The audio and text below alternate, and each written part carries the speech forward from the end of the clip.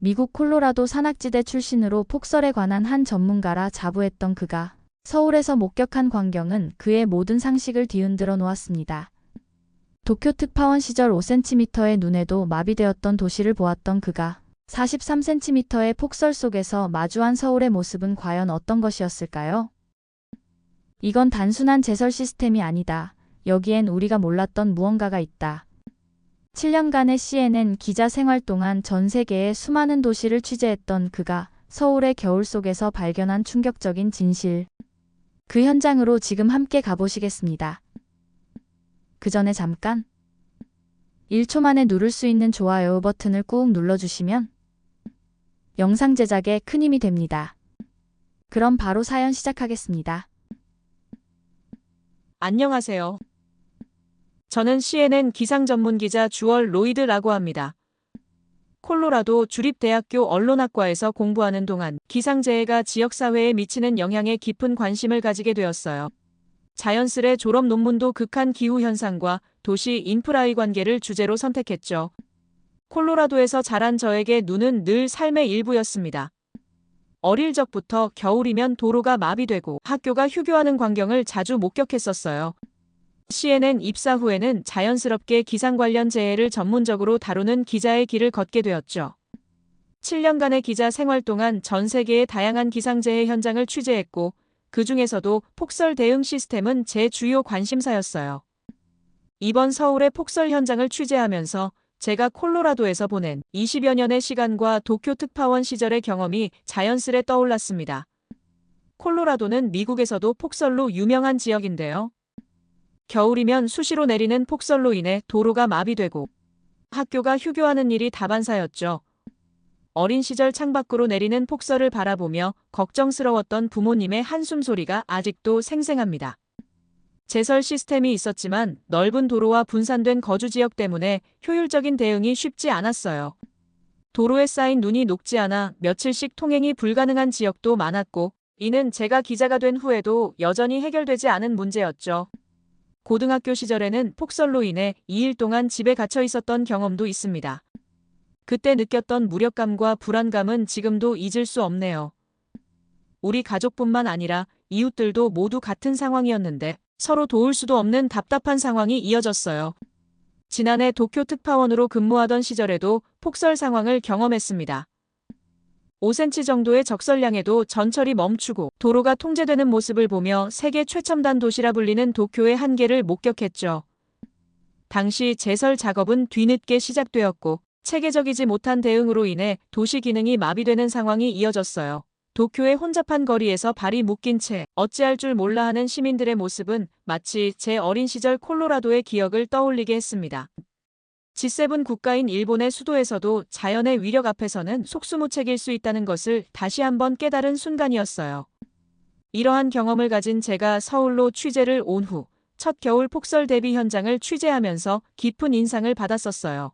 한국의 도시 방제 시스템을 취재해오며 늘 놀라웠지만 폭설 대비만큼은 더욱 체계적이었죠. 서울시는 2024년 기준으로 346대의 제설차와 875대의 살포기를 보유하고 있는데요. 도로관리과 직원 1,200명과 자치구 제설반 3,500명이 하나의 유기체처럼 움직이며 시내 주요 도로 1,157km를 관리하고 있죠. 이런 숫자들이 단순히 통계로만 와닿았던 것은 아니에요. 실제 현장에서 본 모습은 제가 상상했던 것 이상이었습니다.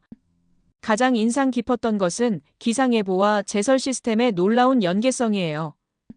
기상청의 예보가 나오는 즉시 제설 인력이 배치되고 장비가 가동되는 모습은 마치 군대의 전투준비 태세를 보는 것 같았죠. 콜로라도에서는 폭설이 내린 후에야 제설 작업이 시작되었고 도쿄에서는 대응이 더욱 뒤처졌던 것과 비교하면 그 차이가 확연했어요.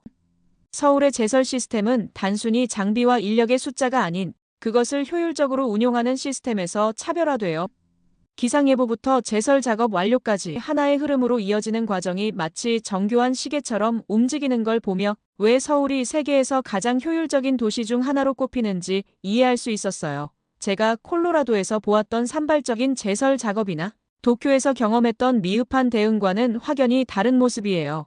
도쿄에서 특파원으로 근무하던 시절 아침 일찍 현지 방송국 기자와의 인터뷰를 위해 시부야 역으로 향하던 중 겪었던 일이 떠오르네요. 평소 30분이면 충분한 거리였지만 그날은 폭설로 인해 지하철이 평소보다 40분 이상 지연되고 있었어요. 역에 도착해서도 제설이 제대로 되지 않은 인도 때문에 평소의 걸음 속도를 전혀 낼 수 없었죠. 겨우 한 블록을 걸어가는데도 15분 이상이 걸렸고 주변의 시민들도 모두 조심조심 걸어가는 모습이 마치 스케이트장에서 처음 걸음마를 배우는 것 같았어요. 버스는 아예 운행이 중단된 노선도 있었고 도로 곳곳이 마비된 듯한 느낌을 받았습니다. 결국 그날 인터뷰는 2시간 넘게 지연될 수밖에 없었어요. 미국인으로서 아시아의 두 선진국인 일본과 한국의 이런 차이는 꽤나 흥미로웠는데 같은 동아시아 문화권이지만 재난 대응 시스템은 이토록 다를 수 있다는 게 놀라웠어요. 서울의 제설 시스템은 예방적 차원에서 시작되어 실시간으로 상황을 관리하고 대응하는 종합적인 방제 시스템의 면모를 보여주고 있어요. 물론 이러한 시스템이 완벽하다고는 할 수 없죠. 하지만 제가 경험한 다른 도시들과 비교했을 때 서울의 제설 시스템은 분명 주목할 만한 성과를 보여주고 있어요. 이는 단순한 시설이나 장비의 우수성이 아닌 전체적인 시스템의 유기적 운영에서 비롯된 결과라고 생각해요. 저는 늘 미국 기자로서 객관적 시각을 유지하려 노력하지만 서울의 제설 시스템은 제가 지금까지 보아온 어떤 도시의 시스템보다도 효율적이고 체계적이에요. 처음 서울에 왔을 때만 해도 도쿄보다 더 나은 시스템을 기대하진 않았는데 이번 계기로 인해 제 선입견을 완전히 바꿔놓았죠. 이는 단순한 찬사가 아닌 개인적인 경험과 전문적 관찰에 기반한 평가예요. 지난 11월 서울 28cm, 경기도 43cm라는 전례 없는 폭설을 기록했어요. 이러한 극한 상황에서 서울의 제설 시스템이 어떻게 작동하는지 직접 취재하면서 도시의 독특한 지형적 특성과 인구 분포에 맞춘 맞춤형 해법들을 발견할 수 있었죠. 콜로라도의 산악 지역에서의 경험과 도쿄 특파원 시절의 관찰을 토대로 보면 서울의 접근법은 참 독특했는데 특히 서울에 있는 관악구와 동작구의 가파른 경사지는 콜로라도의 산악도로만큼은 아니지만 그래도 도전적인 지형임을 감안했을 때의 대처 방식은 달랐어요. 또 서울대 입구역 주변의 청년 밀집 지역은 도쿄의 대학가와 비슷한 인구 특성을 가졌지만 훨씬 효율적인 제설 시스템을 갖추고 있었죠. 이번 연속 취재에서는 서울의 각기 다른 지역들이 어떻게 폭설이라는 도전 과제를 해결해 나갔는지 제가 경험한 다른 도시들과 비교해가며 자세히 살펴보았습니다. 서울의 언덕길 중에서도 관악구는 제게 깊은 인상을 남겼어요. 가파른 경사와 좁은 골목길들이 미로처럼 이어져 있거든요. 한국은 과연 폭설이 오면 이 도로들을 어떻게 관리할 수 있을까 하는 의구심이 들었어요. 도쿄 특파원 시절 경험했던 5cm 적설에도 마비되었던 도시의 모습이 자꾸 떠올랐거든요. 하지만 관악구는 제 예상을 완전히 뒤엎었어요. 올 겨울을 맞아 11월 15일부터 내년 3월 15일까지를 동절기 제설 대책 기간으로 정하고 재난대책본부를 상시 가동하고 있는데 이는 어디에서도 보지 못한 수준의 체계적인 대비였습니다. 24시간 운영되는 재난안전상황실의 CCTV 모니터링 시스템은 미국의 어떤 도시도 따라올 수 없는 수준이에요. 봉천동과 신림동의 급경사지는 꽤나 도전적인 지형인 곳이 많은데 스마트 도로 열선 시스템이라는 혁신적인 해결책을 도입했더군요. 올해는 34개소 마녀미터까지 확대 설치했다는데 이런 첨단 기술의 도입은 도쿄나 콜로라도에서는 상상도 못했던 해결책이었습니다. 매년 진화하는 이곳의 제설 시스템을 보면서 서울이 왜 세계에서 가장 효율적인 도시 중 하나로 꼽히는지 이해하게 되었죠. 65세 이상 어르신들이 많이 거주하는 지역은 최우선 제설구역으로 지정되어 있는데 서울시 재난안전과 김민수 과장은 관악구는 전체 인구의 15%가 65세 이상 어르신이고 1인 가구 비율도 서울시 평균을 웃도는 수준이라며 이런 인구 특성을 고려해 맞춤형 제설 시스템을 구축하고 있습니다라고 설명했습니다. 제설제 보관함도 일반 지역보다 2배 많이 설치되어 있고 올해는 주민들의 편의를 위해 제설제 포장 단위를 25kg에서 15kg으로 낮추는 세심한 배려도 더해졌죠. 도쿄 특파원 시절 고령자가 많은 지역의 제설 대책이 미흡해 안타까웠던 기억이 떠올라요. 5cm의 적설량에도 어르신들은 며칠간 집 밖을 나서지 못했었죠. 하지만 한국은 달랐어요. 새롭게 도입된 보도용 소형 제설 장비 같은 경우 좁은 골목길 제설에 큰 도움이 될 거예요. 기존 소형 제설 장비와 함께 운영되면서 더욱 빠르고 효율적인 제설 작업이 가능해질 것 같은 느낌을 받았습니다. 제설 차량의 안전성도 한층 강화되었는데 후미에 설치된 제설제 살포 범위 경고용 안전선 표시 등은 야간 작업 시 사고 예방에 큰 도움이 될 것 같았죠. 1인 가구와 어르신들이 많은 만큼 야간 제설 작업의 안전성이 무엇보다 중요해요. 소음을 최소화하면서도 효과적인 제설이 가능하도록 장비를 개선했습니다라고 관악구청 시설관리공단 이상철 팀장은 말했어요. 한국의 제설 시스템은 매년 진화하고 있어요. 첨단 기술과 주민 편의를 모두 고려한 이런 노력들이 모여 급경사지가 많은 지형적 약점을 극복해내고 있습니다. 도쿄에서 겪었던 것처럼 단순히 눈이 그치기를 기다리는 것이 아니라 적극적으로 해결책을 찾아가는 모습이 인상적이에요. 이런 모습을 보며 도시의 진정한 경쟁력은 끊임없는 혁신과 발전에 있다는 것을 다시 한번 느끼게 됩니다. 특히 서울대 입구역에서 언덕으로 이어지는 지역을 취재하면서 또 다른 흥미로운 모습을 발견했어요. 이곳은 대학생과 젊은 1인 가구가 밀집한 지역으로 저의 모교 콜로라도 대학 주변을 연상시키는 활기찬 분위기가 느껴지는 곳이에요. 지난 11월 폭설 당시 아침 일찍 이 지역을 찾았는데 새벽부터 눈이 쌓인 골목길을 누비며 취재하다가 재미있는 광경을 목격했습니다. 한 원룸 건물 앞에서 건물주와 대학생들이 함께 제설 작업을 하면서 웃고 떠드는 모습이었죠. 이런 날은 오히려 이웃과 친해질 기회라는 건물주의 말에 깊은 인상을 받았어요. 서울시는 그날 아침 놀라운 결정을 내렸어요. 새벽부터 쏟아진 눈으로 도로 혼잡이 예상되자 즉시 지하철과 버스의 증회 운행을 결정했거든요. 도쿄 특파원 시절 잦은 운행 중단을 겪었던 제게는 정말 인상적인 대응이었습니다. 실제로 그날 아침 지하철 플랫폼에서 만난 한 대학생은 평소보다 일찍 나왔는데 지하철이 자주 와서 오히려 일찍 도착했어요라며 환하게 웃었어요. 서울대 입구역 주변 골목길에서는 또 다른 훈훈한 장면도 목격했는데 제설 도구 대여소에서 삽을 빌린 대학생들이 자발적으로 노인정 앞 골목길에 눈을 치우고 있었거든요. 이런 세대 간 협력은 어디서도 보지 못한 특별한 광경이었어요. 지하철역 근처 작은 카페 주인의 이야기도 인상적이었는데요. 아침 일찍부터 제설 작업을 하는 건 힘들지만 우리 가게를 찾는 학생들과 직장인들의 안전을 위해서예요. 라는 말에서 이웃을 생각하는 따뜻한 마음이 느껴졌죠. 이런 작은 에피소드들이 모여 서울대 입구역 주변의 제설 시스템이 더욱 효과적으로 작동하는 것 같습니다. 첨단 기술과 시민의식의 조화, 그리고 이웃에 대한 따뜻한 배려가 어우러진 모습이 정말 인상적이었어요. 그리고 발빠르게 서울시는 출퇴근 시간대 교통 혼잡을 줄이기 위해 지하철 2호선과 5호선 8호선의 배차 간격을 30분씩 연장했어요. 출근 시간대 20회, 퇴근 시간대 15회의 증회 운행으로 시민들의 불편을 최소화했죠. 서울시는 제설 대응 2단계가 유지되는 동안 이러한 증회 운행을 계속 유지하기로 했습니다. 시내버스도 차고지 출발 시간을 조정해 평소보다 집중 배차 시간을 30분씩 연장했고 막차 시간도 기상 상황에 따라 탄력적으로 연장하는 방안을 검토한다고 하니 이런 섬세한 대응이 서울의 강점이 아닐까 싶네요. 폭설이 내린 다음 날 아침 인근의 한 원룸촌을 취재하며 놀라운 광경을 목격했어요.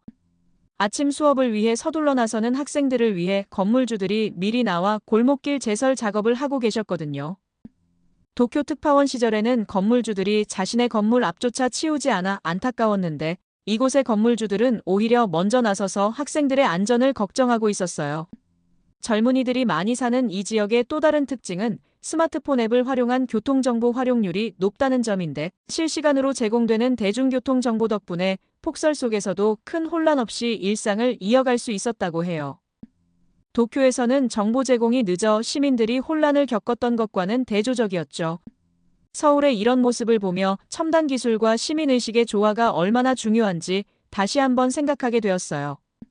서울대 입구역의 청년 문화를 취재하고 나서 서울의 전체적인 제설 시스템을 더 깊이 들여다보고 싶었습니다. 각 지역의 특성에 맞춘 맞춤형 제설 시스템은 제가 전 세계를 취재하면서도 보지 못한 수준이었거든요. 서울시 도로관리과 김민수 과장과의 인터뷰는 제게 깊은 인상을 남겼는데요. 우리는 지역별 특성과 주민 구성을 세세하게 분석해 제설 우선순위를 정합니다. 임산부가 많이 다니는 산부인과 주변 도로, 어르신들이 자주 이용하는 경로당 근처는 최우선 제설구역으로 지정되어 있어요라는 설명이 인상적이었습니다. 실제로 한 산부인과 앞에서는 제설 작업자들이 임산부들의 보행에 신경 쓰며 꼼꼼하게 제설 작업을 하고 있었어요. 미끄러운 도로를 걱정하며 조심스레 걸어오는 임산부를 본 제설 반원이 재빨리 다가가 부축해주는 모습은 마치 영화의 한 장면 같았습니다. 그들은 단순히 눈길을 치우는 일을 넘어서 자신이 맡은 도로를 지나는 사람들이 안전하고 편안하게 걸을 수 있도록 진심으로 배려하고 있었어요. 그 모습은 마치 가족을 돌보는 듯한 따뜻한 손길이었고, 제설 작업이 단순한 직무를 넘어서 사람을 지키려는 마음에서 출발한다는 점을 깨닫게 했습니다. 이렇게 서울의 제설 시스템은 주민들의 특성을 고려한 맞춤형으로 그 자체로 한국 사회에서 중요한 가치인 정을 실천하는 모습을 보여줍니다. 사람들 간의 따뜻한 관계를 소중히 여기는 한국 사회의 정이 눈길을 치우는 제설 작업자들의 손길에 그대로 담겨 있었어요. 마치 서울이라는 도시 전체가 서로를 돌보고 배려하는 큰 가족처럼 느껴졌습니다. 각 구청은 지역 특성에 맞는 맞춤형 제설 장비도 구비하고 있었는데, 좁은 골목이 많은 지역은 소형 제설기를, 경사가 심한 지역은 열선 시스템을 설치하는 등 지역별로 최적화된 장비를 운용하고 있었어요. 이런 시스템을 갖추고 있다는 것도 놀라웠지만 더욱 감동적인 것은 장비 운용자들의 따뜻한 마음이었습니다. 한 소형 제설기 운전자는 새벽부터 골목길을 돌며 홀로 사시는 어르신들 집 앞을 더 꼼꼼히 치운다고 해요. 우리 어머니도 저기 사시거든요 라는 말씀에서 이웃을 가족처럼 생각하는 한국인들의 정을 느낄 수 있었죠. 도로교통공단의 실시간 모니터링 시스템도 놀라웠어요. CCTV를 통해 제설 현황을 24시간 감시하고 문제 발생 시 즉각적으로 대응하는 모습은 마치 첨단 군사작전을 보는 것 같았습니다. 모니터링 요원들은 혼자 사는 노인분들의 집 위치를 모두 파악하고 있었고, 그분들이 병원에 가시는 날이면 해당 구역 제설에 더욱 신경 쓴다는 이야기를 들으며 첨단 기술 속에 숨어있는 따뜻한 배려심에 깊은 감동을 받았어요. 구역별 책임제도 인상적이었어요. 각 동네마다 담당 공무원이 지정되어 있어 주민들의 제설 요청에 신속하게 대응할 수 있었습니다. 한 동네 반장님은 손을 밖으로 빼고 걷지 말고 장갑을 끼고 손을 주머니에 넣고 걸으라며 안전수칙을 전달하시면서 동네 슈퍼에서 장갑도 무료로 나눠주고 계셨어요. 이런 작은 배려들이 모여 하나의 커다란 공동체를 만드는 것 같아 가슴이 따뜻해졌죠. 미국에서는 보기 힘든 이웃 간의 정이 여기서는 자연스럽게 느껴졌어요. 시민 참여 제설 시스템도 체계적으로 운영되고 있어요. 각 동네마다 제설 도구 대여소가 설치되어 있고 자원봉사자들이 조를 이루어 제설 작업에 참여하고 있습니다. 한 어르신은 우리 동네는 우리가 지킨다는 마음으로 매일 아침 제설 작업에 참여하고 있어요라며 눈빛에서 자부심이 느껴졌어요. 도쿄 특파원 시절 제설 작업은 대부분 시청의 공지사항을 인쇄물로 붙이고 기다리는 것이 전부였고, 주민들의 참여를 이끌어내기 위한 시스템도 도구를 대여해주는 시설도 없었죠. 그래서 눈이 오면 각자 도생으로 해결해야 했던 기억이 떠올라 더욱 마음이 쓰렸습니다. 하지만 한국의 모습은 달랐어요. 디지털 기술을 활용한 실시간 소통과 체계적인 시민 참여 시스템이 완벽한 조화를 이루고 있었거든요. 이런 세심한 시스템 덕분에 서울은 폭설 속에서도 도시의 기능을 완벽하게 유지할 수 있었어요. 첨단 기술과 행정 시스템, 그리고 시민들의 자발적인 참여가 만들어낸 완벽한 조화였습니다. 도쿄에서 느꼈던 답답함과 무력감은 찾아볼 수 없었죠. 오히려 폭설이 내리는 상황에서도 서로를 배려하고 돕는 모습에서 깊은 감동을 받았어요. 이런 모습을 보며 서울이 왜 세계에서 가장 살기 좋은 도시 중 하나로 꼽히는지 마음으로 이해할 수 있었습니다. 한국의 체계적인 제설 시스템을 심층 취재하면서 도쿄와 뉴욕의 제설 작업과 비교 분석해보고 싶었어요. CNN 특파원으로서 객관적인 데이터를 수집하고 분석하는 것이 중요했기에 서울시 도로관리과와 재난안전대책본부를 직접 방문해 자료를 요청했죠. 도쿄 특파원 시절의 데이터와 뉴욕 교통국의 공식 통계를 비교하면서 서울의 제설 시스템이 얼마나 효율적인지 수치로 확인할 수 있었어요. 먼저 제가 주목한 것은 제설 작업 속도였습니다. 서울은 1cm의 눈을 치우는데 단 19분이 소요되는데 도쿄 특파원 시절 경험했던 95분, 그리고 뉴욕의 82분과 비교하면 월등히 빠른 속도예요. 이러한 효율성의 비결은 첨단 기술의 활용에 있어요. 서울시청 재난상황실에서 직접 확인한 바로는 모든 제설 차량에 GPS 추적 시스템이 설치되어 실시간으로 작업 현황을 파악할 수 있었습니다. 도쿄나 뉴욕에서는 아직도 수작업으로 제설 현황을 보고하는 것과는 큰 차이를 보이죠. 서울시 제설대책본부에서 받은 자료에 따르면 이번 폭설에 투입된 자원의 규모도 놀라웠는데요.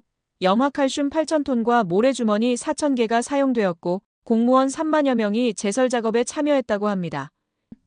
현장 담당자와의 인터뷰를 통해 274개의 취약 지점을 특별관리구역으로 지정하여 집중 관리한다는 사실도 알게 되었어요.